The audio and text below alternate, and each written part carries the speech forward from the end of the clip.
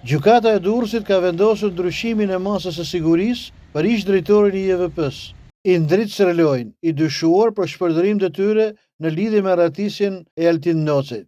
Vendimi është marrë nga trupi gjykues, i cili ka pranuar kërkesën për zëvendësimin e masës së sigurisë nga arrest në burg në arrest shtëpie. Ish-drejtori i burgut të Durrësit, Indrit Sërloj, u arrestua me 16 janar të këtij viti pas arratisjes së të burgosurit Altin Noci mes ditën e 13 janarit nga spitali i këtij qyteti, ku kishte shkuar për të kryer disa vizita mjekësore. Ish-drejtori i JVP-s, bashkë me disa zyrtarë të tjerë të policisë burgjeve dhe stafit civil, është akuzuar se me veprimet dhe mosveprimet e tyre kanë shpërdoruar detyrën me pasojë shkeljen e procedurave për shoqërimi në spital të Altin Nocit, i cili u arratis ndërkohë që akuzohet nga SPAK për vepra të rënda penale.